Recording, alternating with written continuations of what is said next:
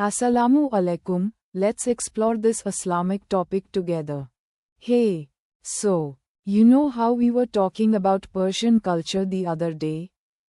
Well, I was thinking about something really fascinating that connects directly to its history and its Islamic identity. Sufi po.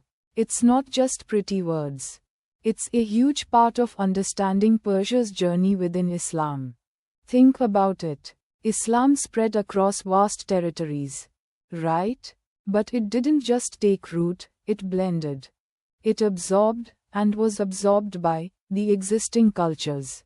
In Persia, that meant a rich pre-Islamic heritage, steeped in art, philosophy, and a deep connection to nature.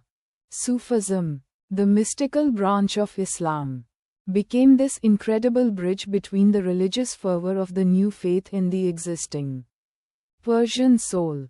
And the way that happened? Through Po. Imagine the impact. The conquering armies bring a new religion, a new language, Arabic, but the people already have centuries of storytelling, of expressing themselves through intricate verse, through the beauty of their language. Farsi, Sufi poets, brilliant minds like Rumi, Hafiz, and Attar, didn't just translate Islamic concepts into Farsi. They transformed them. They took the core ideas of love for God, of longing for the divine, of seeking spiritual unity, and gave them a distinctively Persian voice. It's not like they just swapped words. They used the existing poetic forms, the established imagery, the metaphors that resonated deeply with the Persian people. Think of the rose, a symbol of beauty and perfection in Persian culture, becoming a metaphor for the divine in Sufi po. Or the nightingale's song, representing the soul's yearning for its beloved, God. These weren't just arbitrary choices. They tapped into existing cultural making the message instantly relatable and profoundly moving. Rumi, for example, is almost universally known, right? But he wasn't just writing abstract theological treatises. His poems are full of stories, everyday scenarios, a tavern scene, a marketplace exchange, weaving profound spiritual truths into the fabric of Persian life. He uses Farsi idioms, allusions to Persian history and mythology, making his poems intensely personal and profoundly engaging for a Persian audience. He wasn't just talking about God. He was bringing God into their everyday experiences. Hafiz, another giant, was similar. His poem is filled with this beautiful ambiguity, this blend of secular and spiritual. He speaks of wine and love, of earthly pleasures, but always with an underlying spiritual undercurrent. His poems are open to interpretation, inviting the reader to engage with them on multiple levels, a playful dance between the physical and the spiritual that reflects the richness of Persian culture itself. And it wasn't just about language and imagery. The form asterisk of the poem itself, the rhythm and flow, the structure of the ghazals, a specific type of poem, all had deep roots in Persian tradition. Sufi poets didn't invent these forms. They adapted and refined them, adding their own unique spiritual voice. So, the poem itself became a symbol of cultural continuity, a testament to the enduring power of Persian artistic expression even within the dawn of a new religion. Think of it as a cultural fusion, a beautiful melding of two powerful forces. Islam brought its core beliefs, its emphasis on devotion and unity, while Persian culture brought its existing artistic traditions, its rich literary heritage, and its way of seeing the world. Sufi po is the extraordinary result, a vibrant tapes woven from threads of both faiths and cultures. And its importance is immense. These poems weren't just read in private. They were shared, memorized, recited in gatherings, becoming a cornerstone of Persian social and spiritual life. They were, and still are, used to teach, to inspire, to connect people to their faith and their cultural identity. They remain incredibly popular, translated and reinterpreted across the world. But their power still lies in their original Persian corn. So, when you think of Sufi poem, don't just think of religious verses. Think of it as a historical document, a reflection of a cultural dialogue, a testament to the enduring power of human creativity and spiritual longing. It's a testament to the fact that even amidst profound changes, culture and faith can not only coexist but actually enrich each other in extraordinary ways. And it all begins with that beautiful, expressive, soul-stirring language, Farsi. It's really something, isn't it? Hey, so, you know how we were talking about Persian culture the other day? Well, I was reading about Sufi poem, and it's absolutely fascinating how deeply intertwined it is with Persian identity. It's not just religious stuff. It's a whole reflection of their history, their values, even their everyday lives. Imagine this. It's the 8th or 9th century. The Islamic world is expanding rapidly. And Persia, this ancient civilization with its own rich traditions and stunning artistic heritage, is now part of a vast, burgeoning empire. Think Zoroastrianism, a strong belief system that had been there for centuries, suddenly interacting with this new, powerful force of Islam. It's not a simple takeover. It's a complex blending, a cultural collision with surprising results. Sufism, this mystical branch of Islam, starts to emerge in this melting pot. And guess what? It doesn't just adopt Persian culture, it absorbs it. It uses the existing artistic and poetic traditions, the very language and imagery that were already deeply ingrained in the Persian soul, to express its own spiritual insights.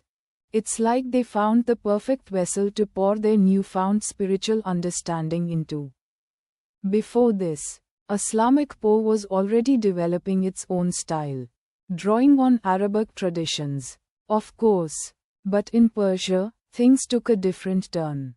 The Sufis, these people seeking a direct experience of God through intense devotion and self-purification, started writing poem that was intensely personal, deeply emotional, and incredibly beautiful. Think of Rumi, the most famous Sufi poet, whose poem transcends cultural and religious boundaries even today. What's amazing is how their poem became a way to express their spiritual journey in a way that resonated with the Persian experience. They weren't just reciting verses from the Quran, though that was certainly important. They were talking about love, longing, the yearning for the divine, using metaphors and symbols drawn directly from Persian life.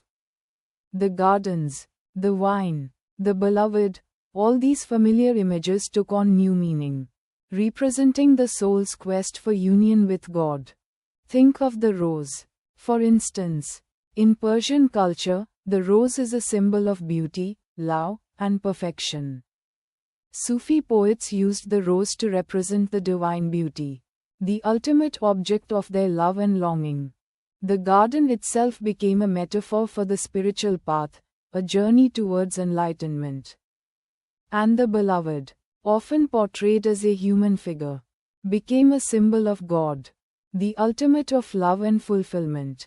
It wasn't just the imagery, either. The form asterisk of the poem itself adapted and evolved, incorporating existing Persian poetic forms and meters. They weren't trying to force Islam into a pre-existing mold. They were finding a way to express Islamic spirituality through a lens that was distinctly Persian. Now, this wasn't always easy. There were tensions, of course. Sufism wasn't always embraced by the more orthodox elements within Islam. Some found their mystical practices and poetic interpretations a bit too unconventional. But the beauty and power of their poem, Its ability to connect with people on a deeply emotional level ultimately ensured its survival and its enduring influence. And the impact goes beyond just religious expression. Sufi Po became a way to preserve and celebrate Persian cultural identity in the face of a changing world. It acted as a bridge between different cultures, demonstrating the ways in which Islamic beliefs could find expression through the existing cultural fabric of Persia. It wasn't about replacing one culture with another. It was about creating something new and profoundly beautiful from the interaction of both. It's like a delicious fusion dish. You take the best elements of different cultures, blend them together with care and creativity, and end up with something completely unique and utterly satisfying. That's kind of what Sufi Po did with Persian culture and Islamic spirituality. It's a testament to the power of cultural exchange and the enduring influence of art in shaping identity and understanding. So, to answer your unspoken question about what began, it began with a confluence of forces, the arrival of Islam in Persia, the rise of Sufism as a powerful mystical movement, and the brilliant adaptation of existing Persian artistic and poetic traditions to express a new spiritual vision. It started with a conversation, a cross-cultural dialogue that echoed through the centuries in the form of poems that still resonate with us today. That's the magic of Sufi Po's reflection of Persian cultural identity. Okay, so we've talked a bit about the early days of Sufi Po and how it started weaving its way into the Persian cultural fabric, right? Now, things get really interesting. We're diving into the heart of the matter. The middle chapters, if you will, where Sufi Po really blossomed and became deeply intertwined with Persian identity. Think of it like this. The early stuff was laying the foundation, establishing the mystical vocabulary and themes. But in these middle chapters, we see a huge explosion of creativity, a real flourishing of different styles and voices, all reflecting the changing socio-political landscape of Persia. Remember, Persia during this period, roughly from the 11th to the 15th centuries, wasn't just some quiet, isolated corner of the world. It was a major player, a crossroads of empire, ideas, and cultures. The Seljuk Turks had risen to power, followed by the Mongols, and later, the Timurids. Each of these empires brought its own flavor, its own influences, but they also interacted with, and were deeply influenced by, the existing Persian culture. This cultural melting pot is beautifully reflected in Sufi Po. For example, you start to see more and more emphasis on the human element within the divine quest. Earlier Sufi Po, while deeply emotional, might have erred more on the abstract, the pure experience of union with God. But now, poets are bringing in more earthly imagery, drawing on everyday life in Persia to express their spiritual longing. Think of the lush gardens, the flowing rivers, the scent of roses, all classic Persian imagery, being used to describe the beauty and mystery of the divine. Rumi, of course, is the big name here. And he's not just a name, he's a phenomenon. His Po isn't just about the technicalities of Sufism. It's bursting with life, love, and an almost childlike wonder. He uses simple language, accessible to everyone, regardless of their level of theological understanding. He's not just writing for other learned Sufis. He's speaking to the common person, connecting spiritual truths to the daily experiences of joy, sorrow, love, and loss. That's a crucial part of how Sufi Po became so ingrained in Persian culture. It wasn't elitist. It was relatable. And it wasn't just Rumi. Think of Atta, with his powerful allegorical narratives, stories of birds seeking the samog, a mythical bird representing God, These narratives weren't just pretty tales. They carried profound spiritual messages, deeply rooted in the Persian worldview, with its own rich mythology and storytelling traditions.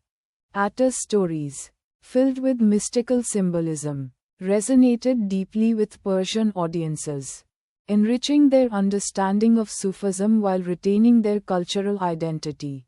Then there's Hafiz, whose poem is absolutely brimming with sensual imagery and a delightful ambiguity. He masters the ghazal, a very specific Persian poetic form, and uses it to explore love, both earthly and divine, in all its complexities. His poems often seem to dance on the edge of meaning, inviting multiple interpretations, making them endlessly fascinating and relevant across centuries. His ghazals became part of the very fabric of Persian life, memorized and recited on countless occasions, woven into Persian music and culture in a truly inseparable way.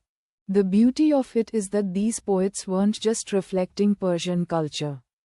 They were actively shaping it. Their poems weren't just read. They were sung, recited, memorized, and passed down through generations. They became a way of communicating spiritual truths within a familiar cultural framework. The mystical experience wasn't something separate from daily life. It was woven into the very heart of Persian society. This middle period also saw the rise of Sufi orders, or tariqas, which played a huge role in disseminating Sufi ideas and poe. These orders had their own unique traditions, practices, and even their own poetic styles. This diversity, far from fracturing the movement, actually enriched it, leading to a vibrant tapes of Sufi expression that fully embodied the dynamism of Persian culture. So, you see, it wasn't just a case of Sufi poe reflecting Persian culture. It was a complex interplay, a constant exchange.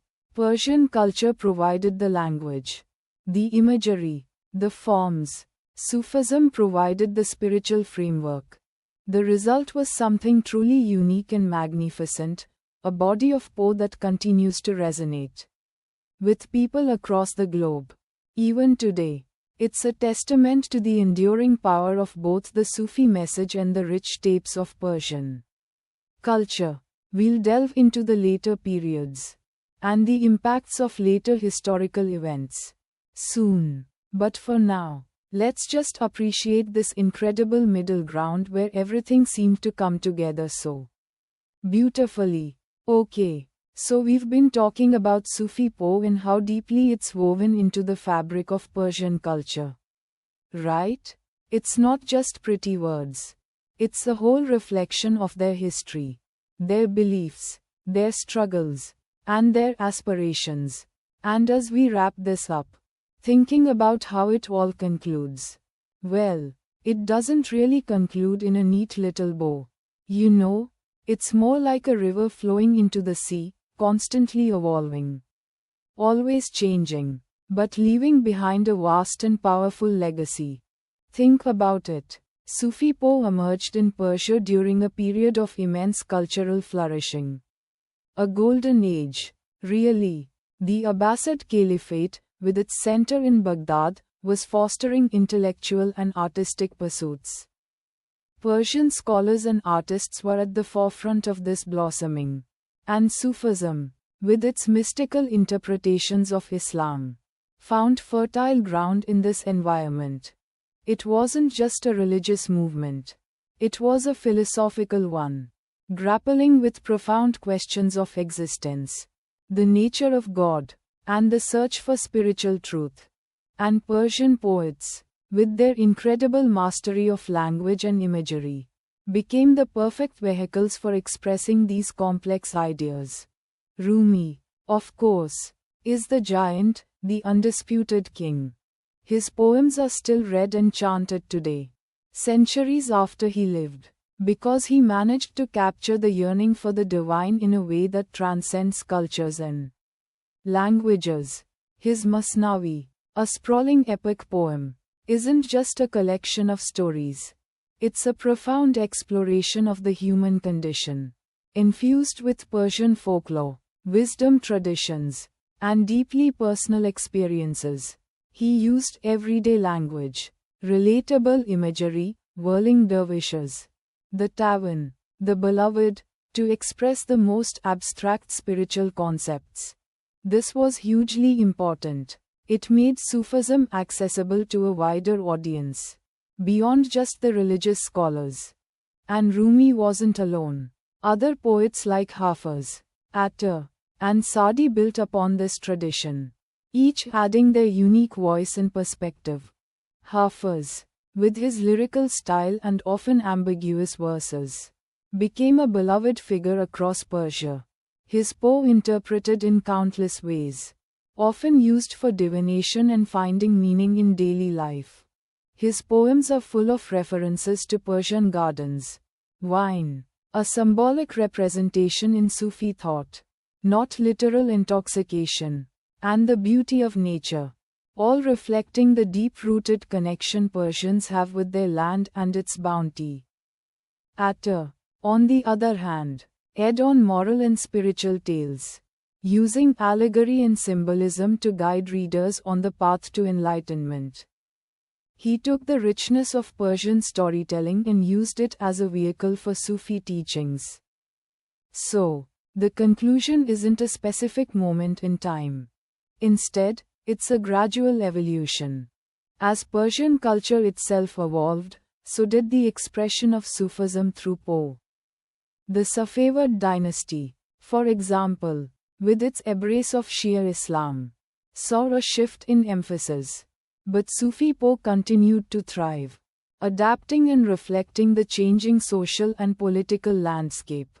Even the challenges Sufi poets faced, persecution, censorship, political upheaval, became woven into their work. The poems often became messages, metaphors for spiritual yearning within a restrictive society. The very act of writing and sharing these poems became an act of defiance, a testament to the enduring power of faith and artistic expression. And in turn, that resilience became part of the cultural legacy.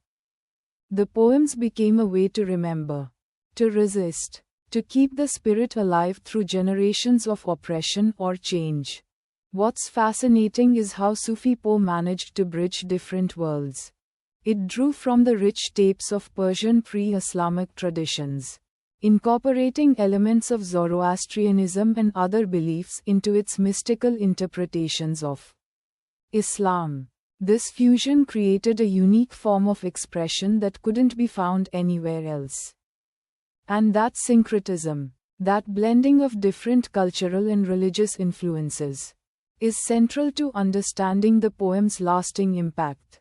So, to answer your question directly, how did it conclude? It didn't. It continues to resonate today. Translations of Rumi, Hafiz, and others are widely read worldwide, inspiring millions. Their words speak to our universal human longing for meaning, connection, and transcendence. The form may have changed over time, but the essence of Sufi Poe, its yearning, its beauty, its profound reflection of the Persian soul, remains as powerful and relevant as ever. It's a living tradition, constantly being reinterpreted and rediscovered, a testament to the enduring power of art and its ability to capture the human spirit across centuries and cultures. It's a story that, rather than ending, simply continues to unfold.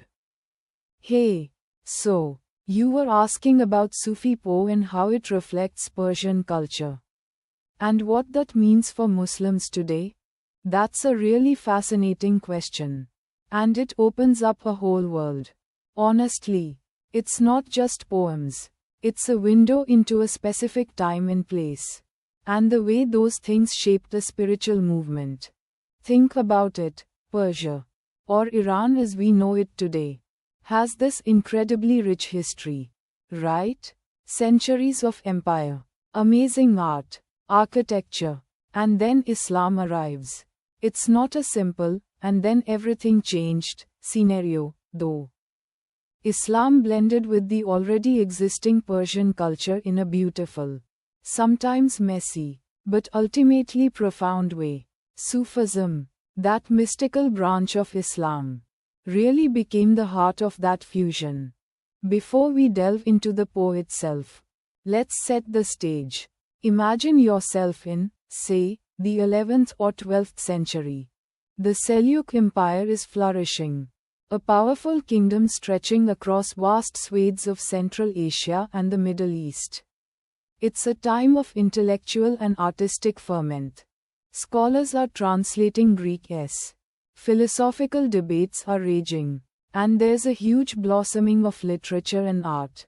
This isn't a monolithic, rigidly controlled society. It's a vibrant, complex place, with different schools of thought interacting and influencing each other. And into this mix comes Sufism. Now, Sufism isn't a single, easily defined thing. Think of it more as a collection of interconnected spiritual paths, all aiming for a direct, personal experience of God. They weren't always popular with the more orthodox religious authorities. Some saw their mystical practices as a bit unconventional, but that very nonconformity fueled their creativity and appeal. So, how does this all relate to Poe? Well, Persian poets, steeped in their own cultural traditions of storytelling in verse, became the primary voices of Sufism. They used the tools of their craft, the imagery, metaphors, and symbolism of Persian literature, to express their spiritual experiences. This wasn't just about rhyming words. It was about conveying a feeling, an inner truth, a profound connection with the divine. Think about the imagery they used, the nightingale and the rose. For example, they're not just pretty flowers. In Sufi Poe, they represent the soul's longing for union with God. The rose, often associated with the Prophet Muhammad, peace be upon him, becomes a symbol of beauty and divine love. The nightingale's yearning song mirrors the soul's desperate desire to connect with the of all beauty. Similarly, wine, often symbolic, not literal, represented the intoxicating experience of divine love, and the tavern symbolized the path toward spiritual enlightenment. These symbols, deeply rooted in Persian culture, resonated with the audience. They weren't just abstract religious concepts. They were familiar images, woven into the fabric of everyday life. This made the Sufi message accessible and relatable, even to those who might not have understood the finer points of theology.